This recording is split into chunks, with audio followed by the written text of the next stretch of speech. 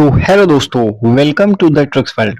आज के इस वीडियो में ब्लड यानी कि रक्त वाले चैप्टर को कवर करने वाले हैं और ये एग्जाम ओरिएंटेड होने वाली है। जितने भी गवर्नमेंट एग्जाम होते हैं सारे में इससे प्रश्न देखने को मिल जाएंगे। चलिए वीडियो को ज्यादा लंबा ना करते हुए वीडियो पे आगे बढ़ते हैं। सबसे पहले देखते हैं कि ब्लड होता क्या है। ठीक है, तो देखते हैं तो यह तरल संयोजी ऊतक होता है, मतलब कनेक्टिव फ्लूइड कनेक्टिव टिश्यू होता है। रक्त क्या होता है, तो एक तरल संयोजी ऊतक होता है। अब आता है कि रक्त की मात्रा कितनी होती है। सबसे पहले देखिए, तो एक वयस्क मनुष्य में, स्वस्थ मनुष्य में 5 से 6 लीटर मात्रा होती है ब्लड की, मतलब लगभग जो है उसके वजन का 7% होती है। क्लियर है। रक्त का पीएच मान जो होता है 7.4 होता है और ये कैसा होता है, हल्का क्षारीय। देखिए जो 7 के बाद जो पीएच वैल्यू होता है तो क्या होता है, 7 होता है न्यूट्रल, 7 के नीचे एसिडिक और 7 के जो बाद का पीएच होता है वो क्षारीय होता है। तो 7.4 है, यानी कि ये हल्का क्षारीय है। ठीक, आगे बढ़ते हैं। तो निर्माण कहाँ होता है इसका, तो वयस्क में, मतलब कि वयस्क मनुष्य में अस्थि मज्जा में होता है और भ्रूण जो रहता है उसमें यकृत में होता है। ठीक है, या फिर कुछ कुछ प्लीहा में भी होता है ब्लड का निर्माण। अब आता है कि ब्लड के अध्ययन को क्या कहते हैं, तो हिमेटोलॉजी कहते हैं। याद रहेगा, हिमेटोलॉजी, इसको सेरोलॉजी भी कहते हैं। क्लियर है। चलिए आगे बढ़ते हैं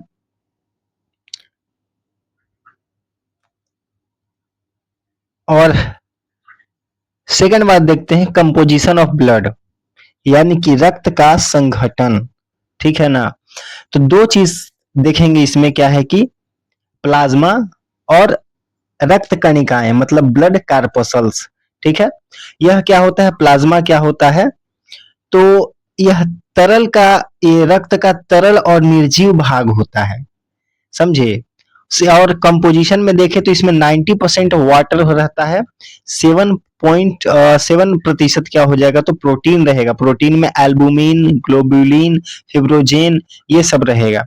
0.9% लवण रह जाएगा और 0.1% ग्लूकोज रहता है। ठीक है, इसीलिए इसका जो टेस्ट रहेगा ना, हल्का नमकीन भी रहता है ब्लड का। क्लियर है। अब देखते हैं ब्लड कार्पसल्स क्या होता है। तो ब्लड कार्पसल्स देखने से पहले एक बार देख लेते हैं कि फिब्रिनोजेन प्रोटीन जो रहता है ये रक्त को क्लॉट कराने में हेल्प करता है। ठीक है, ब्लड को थक्का जमाने में ये हेल्प करता है। अगर हम प्लाज्मा में से फिब्रिनोजेन को निकाल लेते हैं तो जो निकला हुआ बचा हुआ भाग रहता है उसी को सीरम कहते हैं। ठीक है, उसी को सीरम कहते हैं। चलिए अब देखते हैं कि ब्लड कार्पसल्स यानी कि रक्त कणिकाएं, यह रक्त ठोस भाग होता है, रक्त का ठोस भाग होता है। ये टोटल 45% होता है। जो प्लाज्मा जो होता है ना वो 55% होता है। प्लाज्मा ब्लड का 55% होता है और ये 45% होता है। ठीक, और इसके 3 प्रकार होते हैं। कौन कौन, तो आरबीसी, डब्ल्यूबीसी और प्लेटलेट्स होते हैं। आरबीसी का काम क्या है, तो ऑक्सीजन के परिवहन में सहायक होगा और डब्ल्यूबीसी का काम है कि शरीर की रोग प्रतिरोधक क्षमता को बढ़ाती है, जबकि प्लेटलेट्स का काम है कि रक्त को थक्का जमाने में हेल्प करता है। ठीक है, रक्त को थक्का जमाने में प्लेटलेट्स हेल्प करता है। जो डेंगू होता है ना बीमारी, उसमें प्लेटलेट की मात्रा बहुत ज्यादा घट जाती है, कम हो जाती है। ठीक, आगे बढ़ते हैं। अब देखते हैं ब्लड कार्पसल्स, ये क्या होता है, पूरा डिटेल जानकारी लेते हैं। तो सबसे पहला होता है आरबीसी, यानी इसको हिंदी में कहते हैं लाल रक्त कणिकाएं, और एक होता है डब्ल्यूबीसी जिसको कहते हैं श्वेत रक्त कणिकाएं, एक होता है प्लेटलेट जिसको हम लोग सब थ्रोम्बोसाइट भी कहते हैं। ठीक, इस सब का एक और दूसरा बायोलॉजिकल नेम भी होता है, साइंटिफिक नेम, इसको इरिथ्रोसाइट कहते हैं। डब्ल्यूबीसी को ल्यूकोसाइट और प्लेटलेट यानी कि थ्रोम्बोसाइट को थ्रोम्बोसाइट कहते हैं। ठीक है, प्लेटलेट्स को थ्रोम्बोसाइट कहते हैं। निर्माण कहाँ होता है, तो बोन मैरो में होता है, जिसको अस्थि मज्जा कहते हैं हिंदी में, इंग्लिश में बोन मैरो। ठीक, श्वेत रक्त कणिकाएं कहाँ बनेगी? तो अस्थि मज्जा में और लिम्फ नोड में बनती है, लिम्फ नोड में। क्लियर है? और प्लेटलेट्स कहाँ बनेगी? तो ये भी बोन मैरो में बनेगा। इसकी जीवन काल देखें तो 120 दिन का होता है। कितना होता है? 120 दिन का। डब्ल्यूबीसी का जीवन काल होता है 2 से 4 दिन का, और प्लेटलेट्स का जीवन काल होता है 3 से 5 दिन का। मृत्यु कहाँ होती है? तो ये स्प्लीन में जाके मरता है, ठीक है ना। खराब हो जाएगा तो कहाँ चला जाता है? स्प्लीन में चला जाता है। और कुछ कुछ जो पार्ट रहता है, कुछ कुछ यकृत में भी इनकी मृत्यु होती है। और श्वेत रक्त कणिकाएं की कहाँ होगी? तो रक्त में ही, ब्लड में ही हो जाती है, ठीक है। और प्लेटलेट्स कहाँ? तो इसका स्प्लीन में होता है। स्प्लीन में होने के कारण आरबीसी का कब्रगाह भी कहा जाता है, ठीक है ना। स्प्लीन या प्लीहा को आरबीसी का कब्रगाह भी कहा जाता है, ठीक, क्योंकि उसी में जाके मरता है। अब देखते हैं केंद्रक। तो केंद्रक जो होता है इसमें अनुपस्थित होता है, माने अब्सेंट होता है आरबीसी में। आरबीसी में केंद्रक अब्सेंट है, यानी कि यहाँ पे आपको डीएनए नहीं मिलेगा, ठीक है ना। डीएनए कहाँ मिलता है? तो केंद्रक के अंदर, न्यूक्लियस में। तो केंद्रक ही तो नहीं है, ठीक है। लेकिन एक अपवाद है, ऊंट और लामा नाम के दो पशु हैं, इसके आरबीसी में केंद्रक पाया जाता है, ठीक। अब देखते हैं डब्ल्यूबीसी। तो डब्ल्यूबीसी में जो आपका केंद्रक है वो उपस्थित रहता है, ठीक, यानी यहाँ आपको डीएनए मिलेगा। तो डीएनए टेस्ट डब्ल्यूबीसी से हो सकता है, लेकिन आरबीसी से डीएनए टेस्ट नहीं हो सकता। क्लियर है? प्लेटलेट्स की बात करें तो प्लेटलेट्स में भी अनुपस्थित होता है केंद्रक। मुख्य कार्य देख लेते हैं इसका। तो ऑक्सीजन और कार्बन डाइऑक्साइड का संवहन करने का काम करता है, तो ढोने का काम करता है। क्लियर है? और ये क्या करता है डब्ल्यूबीसी? तो रोग प्रतिरोधक क्षमता को बढ़ाता है, ठीक। और थ्रोम्बोसाइट का तो पता ही है, यानी प्लेटलेट्स का, कि रक्त का थक्का जमाना इसका काम है। क्लियर है? अगर संख्या देखें तो सबसे ज्यादा संख्या होती है आरबीसी। अगर कोई पूछे रक्त कणिकाओं में, ब्लड कार्पसल्स में सबसे ज्यादा संख्या किसकी होती है? तो आरबीसी की। 4.5 से 5.5 मिलियन प्रति माइक्रोलीटर होती है। क्लियर है? और सबसे कम होता है डब्ल्यूबीसी, इसका होता है 6,000 से 10,000 माइक्रोलीटर, ठीक है। और ये कितना हो गया? 1.5 लाख से 4.5 लाख प्रति माइक्रोलीटर, ठीक है ना, प्लेटलेट्स की संख्या होती है। आगे बढ़ते हैं, देखते हैं कि प्लीहा यानी कि स्प्लीन को आरबीसी का कब्रगाह यानी ग्रेवयार्ड ऑफ आरबीसी भी कहा जाता है। और इसको बॉडीज ब्लड बैंक भी कहा जाता है। ब्लड बैंक क्यों? क्योंकि यहीं जाके स्टोर भी रहता है ब्लड, ठीक है। एक सवाल आएगा कि ब्लड कहाँ स्टोर रहता है? कई लोग कहते हैं कि लीवर में, पर लीवर में नहीं रहता है। कहाँ रहता है? तो स्प्लीन में ही, और मरता भी यही है जाके। क्लियर है? जैसे आदमी जन्म लेता है धरती पे तो मरता भी है धरती पे ही, सेम इसी प्रकार से भी है। अब यहाँ पे देख लेते हैं कि आरबीसी का रंग कैसा होगा? लाल होगा। क्यों? क्योंकि हीमोग्लोबिन के वजह से आरबीसी का कलर कैसा होता है? लाल होता है। डब्ल्यूबीसी रंगहीन होता है। और प्लेटलेट्स जो रहेंगे बहुत छोटे कोशिकीय खंड में होते हैं, ठीक है। चलिए आगे बढ़ते हैं। ये फिगर से आप समझ सकते हैं कि आरबीसी का कब्रगाह और ब्लड बैंक भी कहते हैं, ठीक है। चलिए अब आते हैं हीमोग्लोबिन क्या है।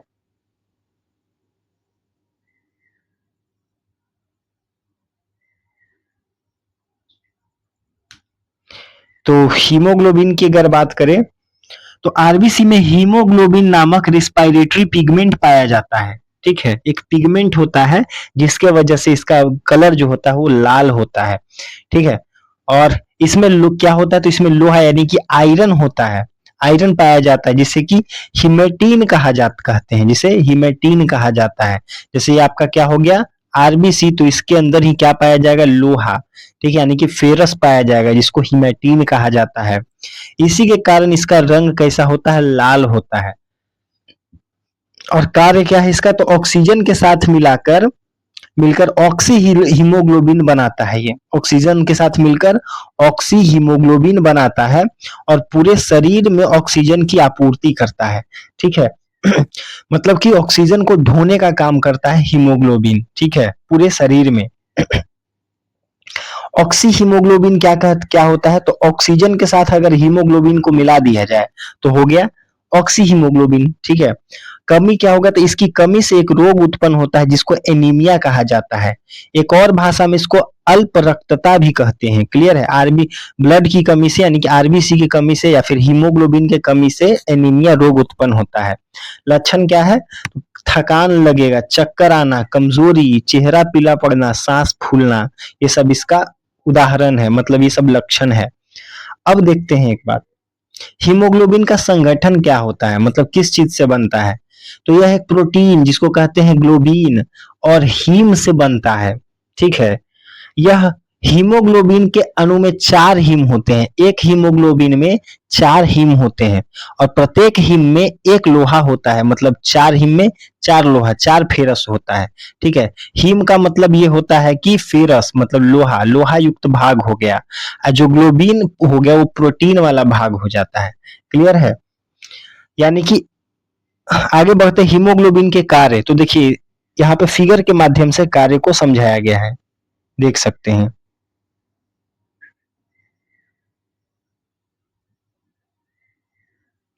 सबसे पहले क्या होगा कि फेफड़ों में ऑक्सीजन O2 को क्या करेगा, भरेगा, और वहां से क्या मिल जाएगा, हीमोग्लोबिन में जब मिलेगा तो इसको कह देंगे कि ये ऑक्सी हीमोग्लोबिन है, जिसमें ऑक्सीजन की मात्रा मिली है। तो हीमोग्लोबिन O2 से जुड़ता है, मतलब ऑक्सीजन से जुड़ता है, और शरीर के ऊतकों में ऑक्सीजन की आपूर्ति करता है हर जगह पे जा करके। ठीक है, ये बात है। आगे बढ़ते हैं, यहाँ पे देखिए हीमोग्लोबिन हीम यानी कि लोहा और ग्लोबिन यानी कि प्रोटीन से मिलकर बनता है, जिसको हीमोग्लोबिन कहते हैं। अगर हीमोग्लोबिन को तोड़े तो 2 शब्द से मिलकर बनता है, हीम और ग्लोबिन। ठीक है ना, ऑक्सीजन से मिलकर शरीर में ऊर्जा का संचार करता है ये। चलिए आगे बढ़ते हैं। अब आता है रक्त का थक्का जमना, ब्लड क्लॉटिंग पढ़ने वाले हैं। ठीक है, कोगुलेशन भी कहते हैं इसको। इसमें देखने वाली बात यह है कि जब चोट लगता है तो रक्त क्या हो जाता है, थक्का जम जाता है। अगर रक्त थक्का नहीं जमेगा तो ब्लड ज्यादा बह जाएगा, जिसकी वजह से डेथ भी हो सकती है। तो चोट लगने पर रक्त को बहने से रोकने की प्रक्रिया को रक्त का थक्का जमना कहते हैं। ठीक है, इसमें 2 से 5 मिनट का समय लगता है रक्त का थक्का जमने में। कट फट जाता है कहीं पे तो क्या होता है, वहीं पे ब्लैक ब्लैक कलर का कुछ जाली टाइप का बन जाता है। ठीक है, अब देखते हैं कि इसको रक्त का थक्का जमाने के लिए आवश्यक तत्व कौन से होने चाहिए, तो विटामिन के होना चाहिए, इसको फिलोक्विनोन भी कहते हैं। विटामिन के का बायोलॉजिकल नेम है फिलोक्विनोन।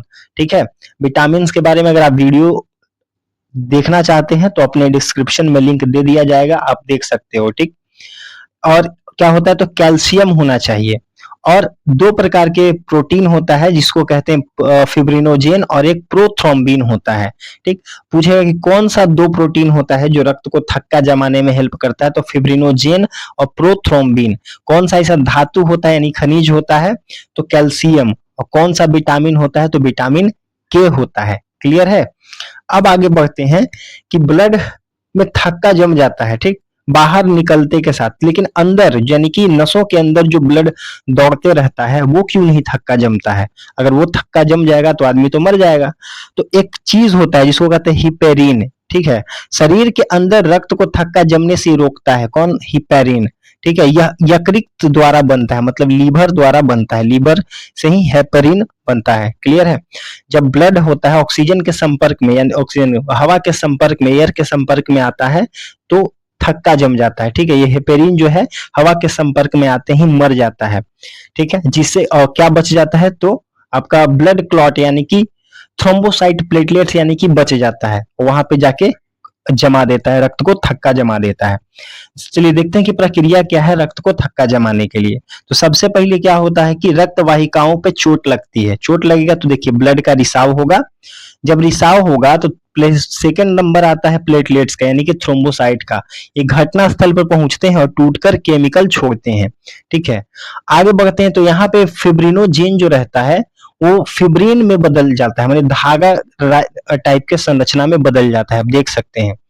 और फिब्रिनोजेन फाइब्रिन के जाल में आरबीसी और प्लेटलेट्स फंस जाते हैं और थक्का बन जाते हैं ना, ये जाल बिछ गया तो बाहर नहीं जा पाएगा। अब ब्लड क्या हो जाता है, यहीं पे क्लॉट हो जाता है, मतलब थक्का जम जाता है, जिससे ज्यादा ब्लड का स्राव नहीं होता है और आदमी की मृत्यु से बच जाता है। क्लियर है, ये बात है। चलिए आगे बढ़ते हैं। आशा करते हैं कि आपको सारी इंफॉर्मेशन समझ में आ रहा होगा। अगर समझ में आ रहा है तो एक लाइक जरूर करें, ठीक है। चलिए आगे बढ़ते हैं। अब बढ़ते हैं मानव का रक्त समूह, ब्लड ग्रुप।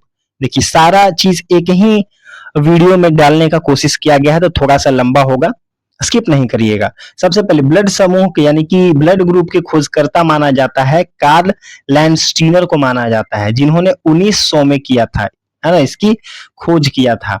इसके लिए 1930 में उनको नोबेल पुरस्कार भी दिया गया था, ये इनका फोटो देख सकते हैं, ठीक है, 1930 में दिया गया था।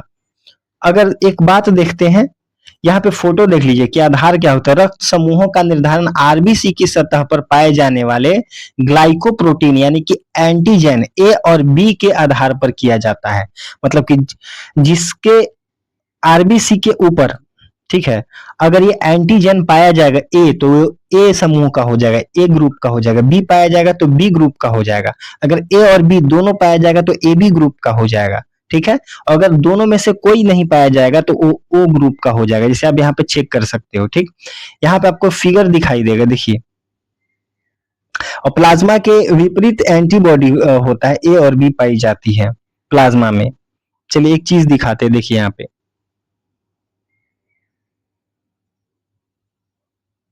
यहाँ पे कलर देखेंगे कि एंटीजन ए के लिए इस स्काई कलर का यूज किया गया है, ठीक है, और एंटीजन बी के लिए आपको पर्पल कलर का यूज किया गया है। वहीं एंटीबॉडी ए के लिए येलो कलर का यूज किया गया है, जबकि एंटीबॉडी बी के लिए ग्रीन कलर का यूज किया गया है। तब यहाँ से समझेंगे ये बात।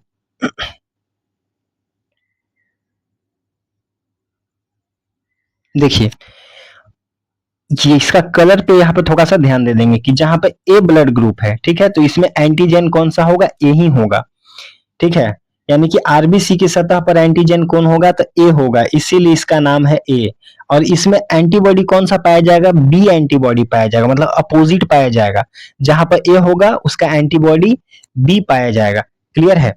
और रक्त समूह कौन सा होगा इसका, तो ए होगा, मतलब ब्लड ग्रुप कैसा होगा, तो ए होगा। और किसको रक्त दे सकते हैं, मतलब जिसका ब्लड ग्रुप अगर ए है तो वो किसको ब्लड दे सकता है, तो ए को और ए बी को दे सकता है। और किससे ले सकता है, तो ए से ले सकता है और ओ से ले सकता है, ठीक है।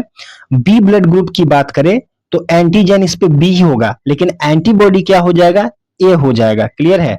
और इसका ब्लड ग्रुप क्या हो जाएगा, बी हो जाएगा। और ये किसको दे सकता है, तो बी को और ए बी को दे सकता है, लेकिन ले किससे सकता है, बी से और ओ से। चलिए आगे देखते हैं, ए बी के बारे में देखते हैं। तो ए बी में देखेंगे कि यहाँ पे दोनों है, दोनों कलर का ब्लड ग्रुप है, देख सकते हो ये दोनों कलर का है, ठीक, इसीलिए इसको ए बी के रूप में डिनोट किए हैं। चलिए आगे देखते हैं। इसमें कोई एंटीबॉडी नहीं होता है, समझे, क्योंकि ए बी है तो इसमें कोई एंटीबॉडी नहीं होगा, क्योंकि ए होगा तो बी हो जाएगा यहाँ एंटीबॉडी, जहां पे एंटीजन बी होगा वहां पे एंटीबॉडी ए हो जाएगा। लेकिन अगर यहाँ पे ए और बी दोनों है तो यहाँ पे कोई एंटीबॉडी नहीं पाया जाएगा। क्लियर है। रक्त समूह कौन सा हो जाएगा, तो ए बी हो जाएगा।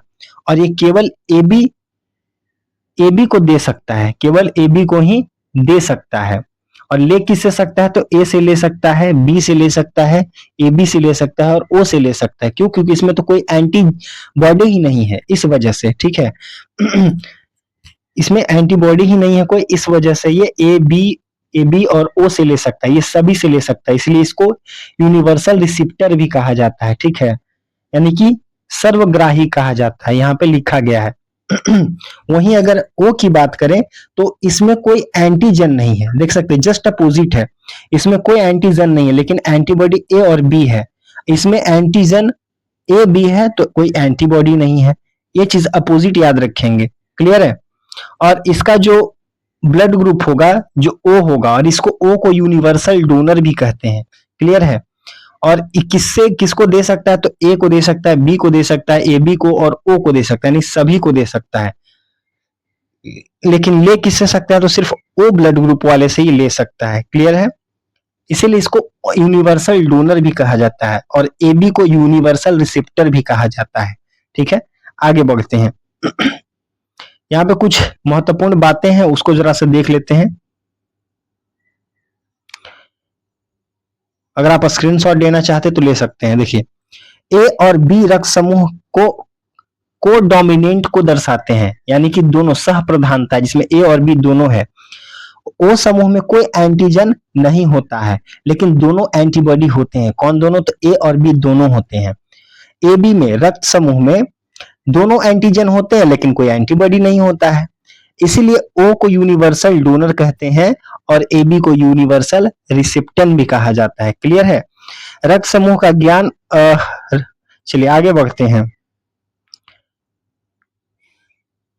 एक बात और है कि अंग क्या होता है, नवजात शिशु में होने वाले हेमोलाइटिक रोग के रोकथाम अत्यंत महत्वपूर्ण होता है। क्या? तो रक्त समूह का ज्ञान, रक्तदान, अंग प्रत्यारोपण, ऑर्गन ट्रांसप्लांट, ये सब होता है। बच्चों में एक रोग होता है जिसको कहते हैं हेमोलाइटिक रोग कहते हैं, जो ब्लड से संबंधित होता है, रक्त से संबंधित होता है। तो कभी एग्जाम में पूछे जाने की संभावना है, तो इसको नोट्स कर सकते हो या फिर याद रख सकते हो आप। चलिए आगे बढ़ते हैं। अब आते हैं आरएच फैक्टर के बारे में। आप सुने होंगे कि इसका blood group A B positive है, नेगेटिव है। ये कैसे होता है, इसके बारे में थोड़ा सा हम लोग डिटेल में जानते हैं। चलिए देखते हैं। आरएच फैक्टर के इसको कहते हैं, जो नेगेटिव और पॉजिटिव देखते हैं ना, ब्लड ग्रुप नेगेटिव है, पॉजिटिव है, उसको आरएच फैक्टर कहते हैं। इसका खोज जो किए थे लैंड स्टीनर और वीनर, दो व्यक्तियों ने किए थे 1940 में। ठीक है, और ये एक प्रजाति होता था, रिसस प्रजाति नाम के बंदर पे हुआ था। ठीक है, जिन व्यक्तियों में यह पाया जाता है उन्हें आरएच पॉजिटिव कहा जाता है, और जिनमें नहीं पाया जाता है आरएच नेगेटिव कहा जाता है। ठीक है, और ये बंदर के प्रजाति था रिसेस। जैसे कि देखिए, ये ब्लड ग्रुप है और इस पे ऐसा कुछ स्ट्रक्चर होता है, इसके ब्लड पे, रिसेस नाम के बंदर पे। ठीक है, और अगर ह्यूमन के ब्लड में भी ऐसा अगर स्ट्रक्चर मिल जाएगा तो हम समझेंगे कि आरएच पॉजिटिव है। आरएच ये रिसस नाम के बंदर से आया है, और जिसपे ये वाला जो स्ट्रक्चर है वो नहीं पाया जाएगा तो उसको हम कहेंगे कि वो आरएच नेगेटिव है। ठीक है, यानी कि उसमें ऐसा स्ट्रक्चर नहीं पाया जा रहा है। ठीक, और आगे बढ़ते हैं। चलिए देखते हैं। यहाँ पे रक्त समूह का आधार को देख लेते हैं। तो रक्त समूह का निर्धारण आरबीसी की सतह, ये तो पढ़ लिए थे, एंटीबॉडी। यहाँ पे हमको ये देखना है कि आरएच पॉजिटिव और आरएच नेगेटिव क्या होता है। चलिए देखते हैं। जिन व्यक्तियों में आरएच फैक्टर यानी कि एंटीजन डी पाया जाता है उन्हें आरएच पॉजिटिव कहते हैं। ठीक है, और जिन व्यक्तियों में आरएच फैक्टर यानी कि एंटीजन डी नहीं पाया जाता है उन्हें आरएच नेगेटिव कहते हैं। समझे? आगे बढ़ते हैं कि सर्वदाता यूनिवर्सल डोनर किसको कहते हैं? तो ओ को तो कहते हैं, लेकिन ओ नेगेटिव को कहते हैं। क्लियर है? और ए पॉजिटिव को सर्वग्राही यानी यूनिवर्सल डोनर कहते हैं। क्लियर है? ए बी तो है, लेकिन कौन सा? तो ए बी पॉजिटिव। पॉजिटिव मतलब क्या? जिसमें आरएच पॉजिटिव है, ये रिसेस वाला, याद रखेंगे। ठीक है, चलिए आगे बढ़ते हैं। और ये लास्ट है, और इसमें देखेंगे कि रक्त से संबंधित महत्वपूर्ण बीमारियां, ब्लड से होने वाली कौन कौन सी बीमारियां हैं उसके बारे में इसमें जानेंगे थोड़ा। चलते हैं।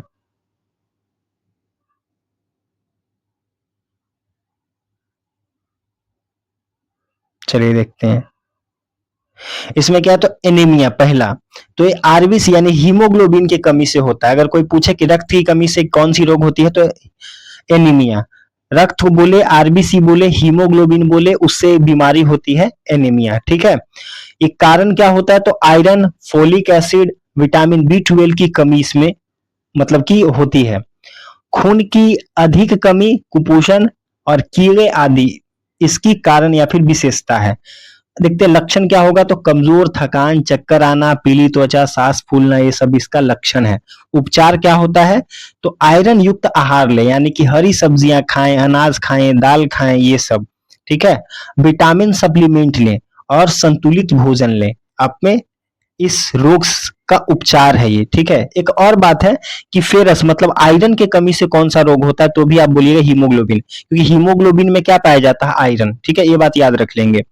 अब आता है एक अलग सा आता है कि पॉलीसिथीमिया नाम का एक बीमारी होता है जो कि आरबीसी की संख्या सामान्य से बहुत अधिक हो जाता है, उसको कहते हैं। ठीक है, आरबीसी की संख्या सामान्य से बहुत अधिक हो जाता है, उसको कहते हैं। अब कहाँ होता है, तो पहाड़ों पर जाने वाले पर आरबीसी बढ़ जाती है। पहाड़ों पर जाने वाले पर क्या होता है, आरबीसी बढ़ जाती है। और अस्थि मज्जा द्वारा अधिक आरबीसी का निर्माण इसका कारण होता है। अगर बोन मैरो ज्यादा आरबीसी निर्माण कर रहा है तो उसको पॉलीसिथीमिया कहते हैं। क्लियर है। इसमें क्या होता है, तो सर दर्द, चक्कर आना, चेहरा लाल होना, धुंधला दिखना, थकान होना, ये सब हो गया। इसका क्या होगा, तो जांच यानी कि नियमित जांच करवाते रहें, रक्त निकालना और दवाइयों और डॉक्टर की सलाह, पहाड़ी क्षेत्रों में अनुकूलन, ये सब इसका कुछ रोकथाम है, सावधानियां हैं बरतनी होगी। एक होता है ल्यूकेमिया। ल्यूकेमिया बीमारी क्या होता है, अगर डब्ल्यूबीसी की संख्या अनियंत्रित रूप से बढ़ जाती है तो उसको ब्लड कैंसर कहते हैं। ठीक है, ब्लड कैंसर कह लो या फिर ल्यूकेमिया कह लो।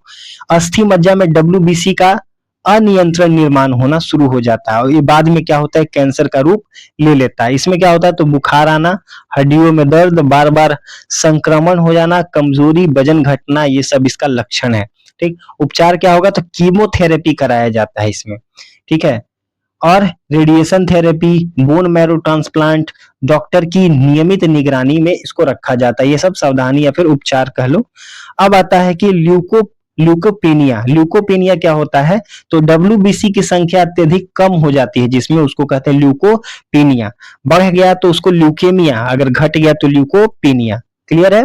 इसमें क्या होता है, तो कारण तो संक्रमण से होता है, दवाइयां, रेडिएशन, पोषण की कमी, अस्थि मज्जा में समस्या, ये सब की वजह से ये रोग उत्पन्न होता है। ठीक, इसमें क्या होता है कि लक्षण, तो बार बार संक्रमण, बुखार, घाव भरने में देरी, ये सब इसका कुछ लक्षण है। कारण का इलाज करवाएं, पोषण आहार अच्छा लें, दवाई डब्ल्यूबीसी बढ़ाने वाली दवाई लीजिए, संक्रमण से बचाव करें, ये सब इसका वो है सावधानी है और उपचार है। चलते हैं, हीमोफीलिया क्या होता है, तो यह एक आनुवांशिक रोग है, जेनेटिक डिजीज है, जिसमें चोट लगने पर रक्त थक्का नहीं जमता है। जैसे ब्लड अगर कहीं पर कट गया, चोट लग गया, तो वहां पे ब्लड जो है क्लॉट नहीं करेगा। ठीक है, अत्यधिक ब्लड का स्राव होगा। ठीक है, तो रक्त की क्लॉटिंग फैक्टर यानी कि कमी हो जाती है, एक्स गुणसूत्र से संबंधित ये विकार है। क्लियर है। चोट लगने पर अधिक रक्तस्राव होता है, जोड़ों में दर्द और सूजन रहेगा, नाक मसूड़ों से खून निकलना इसका लक्षण है। ठीक है, हीमोफीलिया का। इसमें क्या होगा, तो क्लॉटिंग फैक्टर की सप्लीमेंट थेरेपी, चोट से बचाव, नियमित चिकित्सा देखभाल, शाही बीमारी यानी कि इसको शाही बीमारी भी कहते हैं, रॉयल डिजीज भी कहते हैं। ठीक, आगे बढ़ते हैं। अब आता है कि थैलीसीमिया क्या होता है, तो यह एक आनुवांशिक रोग है जिसमें शरीर में हीमोग्लोबिन का निर्माण सही ढंग से नहीं होता है, इसको कहते हैं थैलेसीमिया।